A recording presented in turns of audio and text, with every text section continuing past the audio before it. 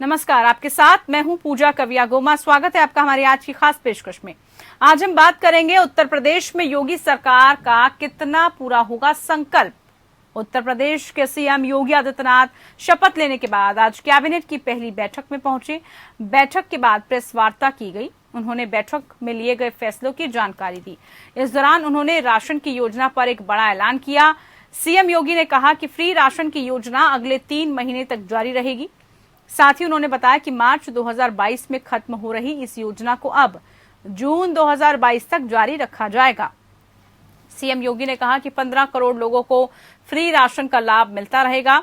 मुख्यमंत्री के ऐलान के मुताबिक राज्य में अंत्योदय कार्ड वालों को 35 किलो अनाज के अलावा 1 किलो चीनी, दाल, नमक और 1 लीटर तेल भी फ्री मिलता रहेगा।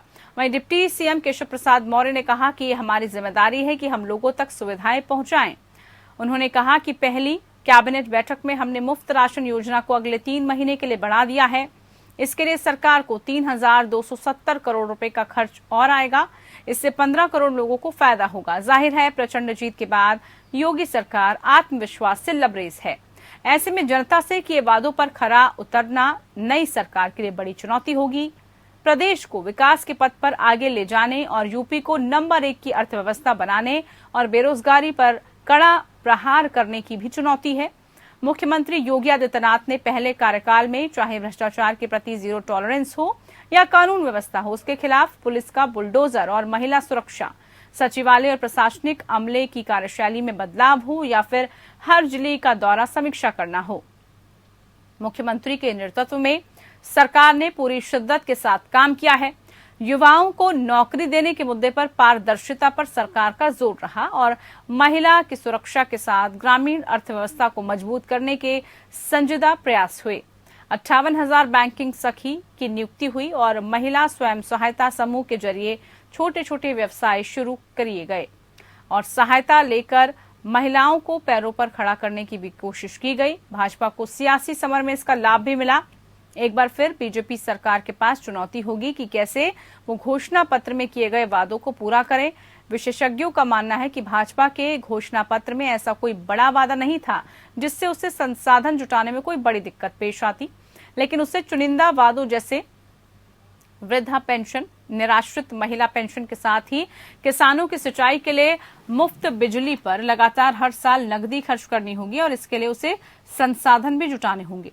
दरअसल भाजपा ने किसानों को 5 साल तक सिंचाई के लिए मुफ्त बिजली की बात कही है। इसी के साथ वृद्धा पेंशन को बढ़ाकर 1500 करने, निराश्रित महिलाओं को 1500 रुपए पेंशन के अलावा दिव्यांग पेंशन को भी 1500 किया जाना है। वित्त विशेषज्ञ कहते हैं कि इन योजनाओं के लिए हर 5 साल तक बजट का इंतजाम करना होगा। केवल निराश्रित महिलाओं को पेंशन पर 5500 करोड़, वृद्धाश्रम पर 10,000 करोड़ के खर्च का अनुमान है।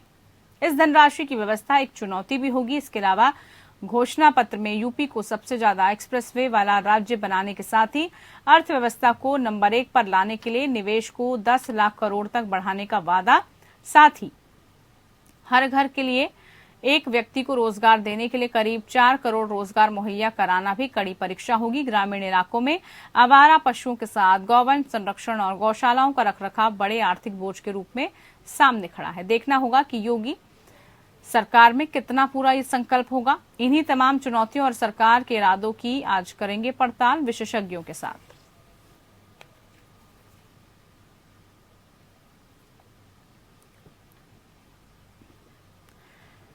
तो आज इसी को लेकर लगातार सवाल है कि क्या जो संकल्प किए गए हैं वो पूरे होंगे और इसके लिए किस तरह की जो रणनीतियां हैं उसकी आवश्यकता होगी। कौन कौन सी चुनौतियों का अब नई सरकार को सामना करना है और उन चुनौतियों से कैसे वो पार पा सकेगी। खास मेहमान हमारे साथ जुड़ चुके हैं आज के खास कार्यक्रम में। हमारे साथ विमल सिंह जी बीजेपी की तरफ से जुड़े हैं, बहुत स्वागत है। हमारे साथ जावेद अहमद खान जी समाजवादी पार्टी की तरफ से जुड़े हैं, बहुत स्वागत है दोनों खास मेहमानों का।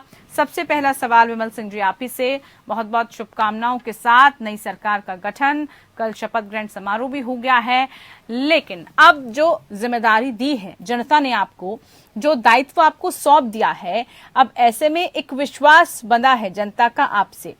कैसे उस विश्वास को आप आगे तक लेके जाएंगे? बहुत सारी चुनौतियां हैं, उन चुनौतियों का एक एक करके मैं जिक्र भी करूंगी, लेकिन शुरुआत कैसे की जाएगी? देखिए पूजा जी, सबसे पहले मैं एपीएन न्यूज के जरिए जो भी हमारे तमाम दर्शक इस चैनल को देख रहे हैं, इस वक्त जो जनता हमें देख रही है, उनको मैं धन्यवाद देना चाहूंगा कि आपने भारतीय जनता पार्टी वोट किया और आपके इसी वोट से भारतीय जनता पार्टी जो है, जो उत्तर प्रदेश का एक कहावत था विपक्षी पार्टियों का, या कहा जाए कि जो पहले जो सत्ताधार पार्टियां थे उनका एक कहावत था कि जो है कोई भी पार्टी दोबारा जो है सत्ता में नहीं आती है लगातार। मैं दूसरी बात कहना चाहता हूं, देखिए भारतीय जनता पार्टी ने विकास किया है, इस विकास के दम पर जो है उत्तर प्रदेश की ईश्वरूपी जनता ने हमें वोट किया। मैं बात करूं, इसी उत्तर प्रदेश में सिर्फ 2 एक्सप्रेसवे हुआ करते थे, आज इसी उत्तर प्रदेश में 5 एक्सप्रेसवे जो है खोले जा चुके हैं। इसके साथ साथ मैं बात करूं, इसी उत्तर प्रदेश का जो है उद्योग के मामले में, वाणिज्य जी के मामले में उत्तर प्रदेश का 6ठा स्थान था, आज दूसरे स्थान पर उत्तर प्रदेश है। मैं बात करूं, देखिए उत्तर प्रदेश की जनता ने हमें चुना है और जो भी हमने उनसे जो भी वादे किए, देखिए भारतीय जनता पार्टी जो भी कहती है हम उसको कर मानते हैं। हम अंत्योदय की बात करते हैं। अंत्योदय का मतलब ये होता है कि अंतिम पंक्ति में जो इंसान होता है, वो किसी भी जात का हो, वो किसी भी धर्म का हो, उसके यहाँ तक जो है हमारी योजना पहुंचनी चाहिए, वो लाभान्वित होना चाहिए। तो उसके बारे में भारतीय जनता पार्टी सोचती है। दूसरी बात मैं कहना चाहता हूँ, देखिए जो हमारी ईश्वरूपी जनता ने हमें जिताया है, उनका जो भरोसा है, उस भरोसे पे हम पूरा खरा उतरेंगे। और आपने देखा आज माननीय मुख्यमंत्री जी ने कैबिनेट के साथ बैठक की। उस बैठक में बहुत अहम फैसला लिया गया कि प्रधानमंत्री अन्न योजना जो थी, जो मार्च 2022 तक था, उसको 3 महीने के लिए और बढ़ा दिया गया है। दूसरी चीज मैं कहना चाहता हूँ कि देखिए आप उत्तर प्रदेश की मैं विकास की बात करूं तो उत्तर प्रदेश में यही समाजवादी पार्टी जो है सिर्फ 2 लाख, लगभग 2.5 लाख लोगों को जो है 5 सालों में इन्होंने जो नौकरी की बात करते हैं, जो ये बेरोजगारी की बात करते हैं, मैं बता देना चाहता हूं इनके समय जो बेरोजगारी दर था वो 17.5 था, 17.5। लेकिन भारतीय जनता पार्टी जैसे आई, उन्होंने जो है बेरोजगारी दर को कम किया, 4.1। अभी जो है बेरोजगारी जो दर है वो 4.1 है। मैं कहना चाहता हूँ इससे भी ज्यादा कम करने की हम कोशिश करेंगे और ज्यादा युवाओं को, युवाओं ने हमें आज सत्ता पर बैठाया है, जहां पर आप कंपेयर करेंगे, अगर आप एक दूसरे से कंपेयर करेंगे तो उसका नतीजा हमने परिणामों में देख लिया है। वो कंपैरिजन में आप सफल रहे और इसीलिए जनता ने आपको मैंडेट दिया है, विश्वास इसीलिए आप पर जताया है। लेकिन चुनौतियां कम नहीं है। आप बेरोजगारी की बात कर रहे हैं कि आपने आंकड़ों के जरिए तो बता दिया कि कितना रोजगार के आयाम पैदा करे हैं, लेकिन युवाओं से जब आप पूछते हैं तो सच्चाई पता चलती है। इसके अलावा आप कह रहे हैं कि बहुत सारे ऐसे काम हैं जो आपने किए हैं, लेकिन चुनौतियों की जब बात कर रहे हैं तो आवारा पशुओं से लेकर किसानों की समस्या और युवाओं की समस्या, ये बड़ी समस्या है और उसको लेकर चर्चा करनी ही होगी। समाजवादी पार्टी, ठीक है, आपके पास फिर से लौटूंगी, लेकिन यहाँ पर जावेद अहमद जी, जिस तरह से अब विपक्ष की भूमिका है, ये भूमिका आपको ही निभानी है। हर एक मुद्दे को उठाया जाए जहां जहां पर आपको लग रहा है कि काम नहीं हुआ है, जनता से किए वायदे, जनता से किए संकल्प को पूरा नहीं किया जा रहा है। कौन कौन से विशेष तौर पर आपको लग रहा है कि ये मुद्दे जो अब उठाए जाएंगे और विपक्ष की भूमिका आपको पुरजोर तरीके से जो निभानी है वो किस तरह से आप निभाएंगे? पूजा जी, निश्चित रूप जो वादे भारतीय जनता पार्टी ने किए वो 2017 के रहे हों या 2022 के रहे हों, पूरे चुनाव में कभी उस पर एक तो चर्चा भारतीय जनता पार्टी ने नहीं की और ना होने दी। जिस कानून व्यवस्था के नाम का बड़ा ढिंढोरा पीटा जाता है उत्तर प्रदेश में, जो के लिए एनसीआरबी की जो रिपोर्ट है, वो रिपोर्ट जो है उत्तर प्रदेश को बहुत भयावह करती है, खौफनाक रिपोर्ट है। लेकिन जो बयानबाजी होती है, विज्ञापनबाजी होती है, उसमें बहुत अच्छा दिखाया जाता है। आप 24 तारीख को देखिए, पति के सामने एक महिला का किस तरीके से गैंगरेप होता है और उसके बाद हत्या होती है। सहारनपुर में उसके दूसरे दिन क्या होता है, प्रधानमंत्री के संसदीय क्षेत्र बनारस में 6 साल 9 साल की बेटियों के साथ किस तरीके से उनकी दुर्दशा की जाती है, उनके साथ घिनौने कृत्य किए जाते हैं। तो ये तो लगातार सामने आ रहा है कि कानून व्यवस्था के मोर्चे पर सरकार खेल रही है, ये एनसीआरबी के आंकड़े बता रहे हैं, पहली चीज। दूसरी चीज, एक सवाल है, तो आपने कहा हमको एक एक वादा भारतीय जनता पार्टी का याद है, भाजपा के नेताओं को नहीं याद होगा, न 17 का लोक कल्याण संकल्प पत्र, न 22 का। 22 वाले पे तो कोई चर्चा ही नहीं होने दी गई, खाली औपचारिक रूप से जारी किया गया। अगर आपने किसानों को 5 साल बिजली मुफ्त देने का वादा किया तो आपने एक और वादा किया था कि हम बिजली का बिल हाफ करेंगे सभी उपभोक्ताओं के लिए। आज क्या ये वादा कब पूरा किया जाएगा? महंगाई की मार से आम जनमानस पीड़ित है, परेशान है।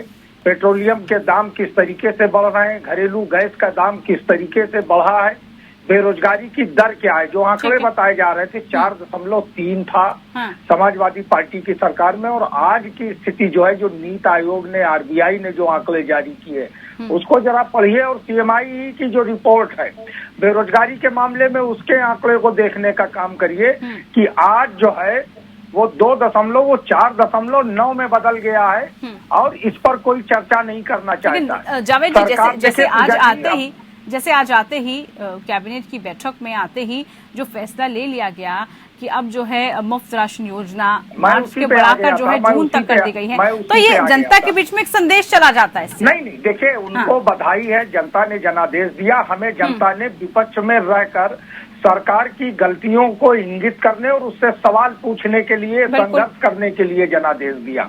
इनको बधाई है, लेकिन हमारी उम्मीद है, ये उत्तर प्रदेश की जनता ने जिस उम्मीद के साथ इनको जनादेश दिया है, उन उम्मीदों पर आखिर भारतीय जनता पार्टी अपने 5.25 साल के पिछले कार्यकाल में और इस कार्यकाल में वो कितना खरा उतरेगी, ये समय काल परिस्थितियों के हिसाब से। मैं सवाल एक कर रहा हूँ कि क्या 3 महीने में अंतिम पायदान पर खड़ा व्यक्ति इतना सशक्त हो जाएगा कि उसको आपको राशन देने की आवश्यकता नहीं पड़ेगी? आपकी क्या योजना है? आपने ऐसी कौन सी रणनीति बना ली है कि 3 महीने बाद उसको राशन नहीं देंगे, उसके हाथ में काम होगा? अभी इतने सवाल है कि मनरेगा का पंजीकरण, संविदा की नौकरी को आपने जीविका मान लिया कि हमने इतना कर दिया। अरे, मनरेगा में जो पंजीकरण आपदा काल में हुआ था उसके सापेक्ष टर्नअप कितना हुआ है लोगों के? ठीक है जावेद जी, एक एक करके बहुत सारे सवाल हैं, अच्छी बात है, क्योंकि अगर आपके पास सवाल होंगे तो सरकार के पास भी उसको काम में लाने के लिए जो पाइपलाइन में चीजें हैं, जो रोड मैप वो तैयार कर रही है, उसको अमली जामा पहनाने के लिए उसके पास भी फिर चैलेंज होगा। इसलिए सवालों का ज्यादा होना एक अच्छी भी बात है। लेकिन विमल जी, जिस तरह से अब पहले की जो बहुत सारी ऐसे कोशिशें थी जो कि जनता के बीच में नहीं हो पाई, और ये भी कहा गया कि देखिए अभी शुरुआत का समय है, नई सरकार है, सिर्फ 5 सालों में कुछ नहीं होता, लेकिन फिर से मैंडेट दिया गया है। पुरानी जो चीजें हैं पाइपलाइन में जिनको अब पूरा करना है, जमीनी स्तर पर उनको अमली जामा पहनाना है, किस तरह से आप पूरा जो रोड मैप है उसको तैयार करेंगे, कैसे उन कामों को आपको फुलफिल करना होगा, कैसे आप जनता से किए विश्वास को, संकल्प को, देखिए संकल्प करना बहुत बड़ी बात है। पहले घोषणाएं हुआ करती थी, वायदे हुआ करते थे, जनता अब उस प्रलोभन में नहीं आती है, अब सीधा संकल्प कर दिया जाता है। तो संकल्प को आपको समझना होगा, उसके वायदे को आपको समझना होगा। देखिए पूजा जी, भारतीय जनता पार्टी का जो मोटो है वो संकल्प से सिद्धि है। मतलब जो हम संकल्प करते हैं, जो हम संकल्प लेते हैं उसको हम सिद्ध करके मानते हैं, और ये पहले हो चुका है। दूसरी बात मैं कहना चाहता हूँ कि देखिए 2017 की बात करूं, हमारे साथ बहुत सारी ऐसी परिस्थितियां हमारे सामने आई हैं, बहुत सारी चीजों से हमें सामना करना पड़ा। जैसे मैं मैं कहना चाहूंगा, मैं उत्तर प्रदेश के पूर्वांचल के बलिया जिले का रहने वाला हूं, और मैंने वहां के विकास के बारे में देखा है और मैंने उसको समझा है। वहां पे हमारे गांव से दूसरे गांव जाने के लिए सड़क नहीं थी, सड़क थी भी तो उससे पानी भरा रहता था, हमें पानी पार करके जो है स्कूल जाना पड़ता था, बिजली की व्यवस्था नहीं थी, 2 घंटे हमारे गांव में बिजली आती थी।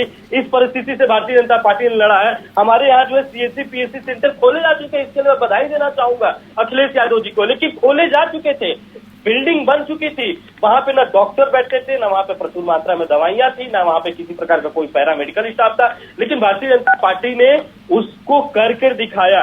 आज देखिए पूर्वांचल क्षेत्र जहां पे विकास दूर दूर तक नहीं रहता, आप जाकर देखिए बलिया जो है उत्तर प्रदेश का लास्ट जनपद कहा जाता है, और उत्तर प्रदेश के लास्ट जनपद में विकास पहुंचा है। वहां पे हर गांव की सड़कें जो है मजबूत हुई है, गांव की सड़कें बनी हुई है।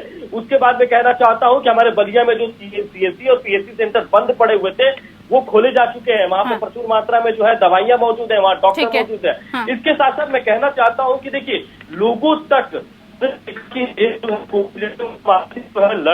लड़ रहा था, और उस समय जो है चाहे भारतीय जनता पार्टी का कार्यकर्ता हो या सरकार का नुमाइंदा हो, लोगों तक पहुंचकर और सभी लोगों तो जो नीडी लोग थे उनके यहाँ राशन पहुंचाना। इसके साथ साथ मैं बात कहूं कि देखिए, अगर शिक्षा क्षेत्र की बात करूं तो पहले 12 मेडिकल कॉलेज से 32 मेडिकल कॉलेज फेल हो जाते थे उत्तर प्रदेश में। तो मेडिकल कॉलेज में शिक्षक भी होने चाहिए ना, शिक्षकों की भर्ती भी होनी चाहिए, जो रिक्त रह गए हैं पद उनकी भर्तियां भी हों। सिर्फ कॉलेज को खुलवा देने से, यूनिवर्सिटीज बना देने से, स्कूल खुलवा देने से तो काम नहीं चलेगा ना विमल जी। वहां पर पढ़ाने वाला भी होना चाहिए, वहां पर आपको रोजगार के आयाम भी पैदा करने पड़ेंगे। ठीक है, आपसे चर्चा करेंगे, इस सवाल को लेकर आगे बढ़ेंगे और जानेंगे कि कितने संकल्प पूरे होने वाले हैं। लगातार जो है विपक्ष कई मुद्दों को लेकर हमने देखा कि चुनावों के दौरान भी हमलावर रहा। क्या लग रहा है इस बार भी उन्हीं मुद्दों को लेकर आप लोग बार बार उन मुद्दों को उठाएंगे और कैसे जो है उन मुद्दों के साथ आप आगे बढ़ेंगे? क्योंकि जावेद जी, बड़ा महत्वपूर्ण हो जाता है जनता से किए हुए वादों को बार बार सरकार तक पहुंचाना, उनको याद दिलाना। क्या लग रहा है आपको, विकास के बुलडोजर की जो बात कर रहे थे, वो बुलडोजर आगे और कितनी गति से बढ़ने वाला है, किस तरह से चलने वाला है, या आप सेंधमारी करेंगे उसमें? ये तो सरकार की इच्छा शक्ति पर है कि सरकार के अंदर कितनी इच्छा शक्ति है और वो विकास के रास्ते के सोपान को तय करेगी। ये हमारे और आपके सवाल पर नहीं होता, लेकिन विपक्ष की जो भूमिका होगी वो बड़ी सकारात्मक होगी। सरकार जहां अच्छा काम करेगी उसको गुण दोष के आधार पर समर्थन और विरोध दोनों होगा। अभी हमारे छोटे भाई विमल जी कह रहे थे, बलिया की स्थिति मैंने भी बहुत वर्षों से देखी है। मेरा 17 वर्ष की आयु से वहां आना जाना रहा है पूर्वांचल में, बलिया में भी खास करके। बलिया में सड़कें अखिलेश जी की सरकार में बनी, पीएचसी सीएचसी भी बनी। जो स्थितियां और परिस्थितियां हैं, 32 मेडिकल कॉलेज बन गए। आपके इन 32 मेडिकल कॉलेज के लिए क्या संसाधन आपने जुटाए? कोई तैयारी नहीं। जिला अस्पताल में बोर्ड लगा देने से कुछ नहीं होता। यही सवाल पूछा है ना, वहाँ पढ़ाने के लिए अध्यापक भी होने चाहिए, वहाँ पर पढ़ाने के लिए आपके पास लैब्स भी होने चाहिए बच्चों के लिए, वहाँ पर आपको पूरे संसाधन होने चाहिए। नहीं, वही मैं बात कर रहा हूँ। मैं कोई आरोप प्रत्यारोप की राजनीति नहीं कर रहा हूँ। अभी हम 6 महीने तक तो बिल्कुल समय देंगे कि सरकार जो करना चाहती है वो करे, क्योंकि ये रिपीट सरकार है, इसलिए इसको 6 महीने का इनको भी समय मिलना चाहिए। आज जो पीएचसी सीएचसी की हालत है, जो अखिलेश जी ने बनाए या जो पहले से पूर्व की सरकारों ने बनाए, ये नहीं है कि हम ये कहेंगे कि पूर्व की सरकारों ने कोई काम नहीं किया है। ये बड़ी नकारात्मक बात और भाषा होती है।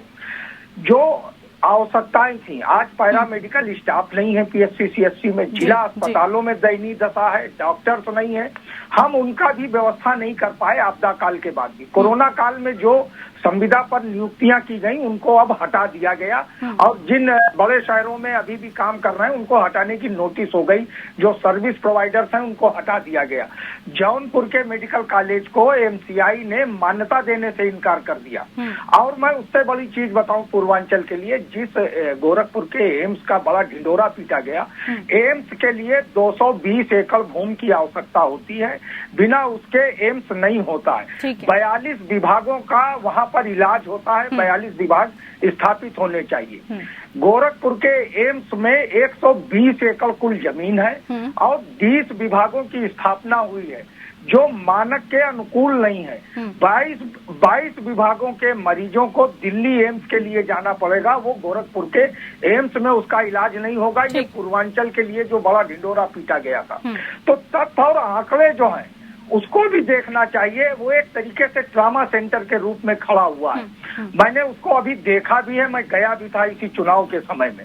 तो जो स्थितियां हैं उन पर आंकड़ों के खेल से जनता को राहत नहीं मिलती है। ये अधिकारी जो है ये सरकारों को बर्बाद भी करते हैं, नेताओं की छवि को इन पर कैसे जो है लगाम लगाएगी सरकार और उनके लिए क्या करेगी? सरकार की इच्छा शक्ति पर जो नेतृत्व होता है उसकी इच्छा शक्ति पर है। अगर मंत्रिमंडल को अधिकार होगा, अगर विधायकों को अधिकार होगा, अगर सांसदों को सवाल उठाने का अधिकार होगा, उनकी अनुशंसाओं पर, उनकी शिकायतों पर अगर कार्रवाई होगी तो आपको क्या लग रहा है कि सरकार में मौका नहीं मिलता क्या बोलने का? विमल जी से कहूंगा ठीक है, कि पिछले 5 साल में लोग 1 दर्जन मंत्रियों के अलावा किसी का नाम उत्तर प्रदेश की जनता नहीं जानती थी, क्योंकि उनके पास और इस बार तो भारी भरकम जो है चेहरों की फहरिस्त है, भारी भरकम पूरा मंत्रिमंडल रखा गया है कल। इसीलिए हमने देखा कि ठीक है जावेद जी जवाब लेने दीजिए, समय नहीं है मेरे पास इतना।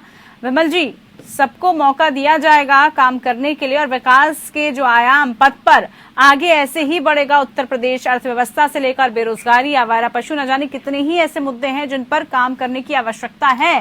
सिर्फ लॉ एंड ऑर्डर के बलबूते पर ही काम नहीं चलेगा। देखिए पूजा जी, मैं बता देना चाहूंगा, जो एम्स की बात कर रहे हैं, आज देखिए उत्तर प्रदेश एम्स से छूटा था। आज उत्तर प्रदेश के 2 जनपद में, रायबरेली में और गोरखपुर में जो है एम्स मिला है। दूसरी चीज मैं कहना चाहता हूं कि देखिए WHO जो है world health organisation, Bharatiya Janata party का कोई अंग नहीं है, ना सेंट्रल गवर्नमेंट का कोई अंग है। WHO ने जो है उत्तर प्रदेश सरकार का जो है तारीफ किया था कोविड के टर्म में। दूसरी चीज मैं कहना चाहता हूं कि देखिए जो बात कर रहे हैं मेडिकल कॉलेज की, तो मैं बता देना चाहता हूं, आप जाकर देखिए महानुभाव, जनपदों में जो भी चिकित्सालय है, जो भी जिला चिकित्सालय है, उसमें जो है सीटी स्कैन मशीन लग गई है। मैं खुद जो है इस चीज से वाकिफ हुआ हूँ।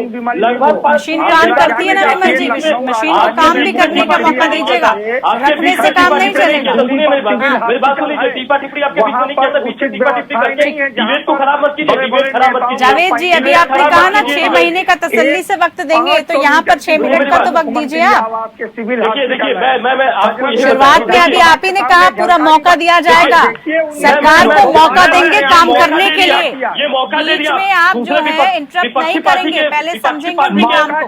को 5 मिनट बोलने का कम से कम बात करने का मौका दीजिए। सरकार के पार्टी के नुमाइंदे जहाँ आपको सवाल करना होगा वहाँ विपक्ष की भूमिका निभाइए, जहाँ पर आपको लग रहा है कि जनता के लिए काम कर रहे हैं, जैसे आपने कहा, वहाँ पर आप आवाज उठाएंगे जनता की। बहरहाल समय का अभाव है, बहुत शुक्रिया आप दोनों खास मेहमानों का, जुड़े आप हमारे साथ। और कितना संकल्प अब पूरा होगा, क्या योगी 2.0 की सरकार आम जनता के लिए जो वायदे किए हैं, जो संकल्प और घोषणाएं किए गए हैं, उन पर कितना खरा उतरेगी, आने वाले वक्त में देखना होगा। फिलहाल के लिए खास पेशकश में इतना ही। नमस्कार।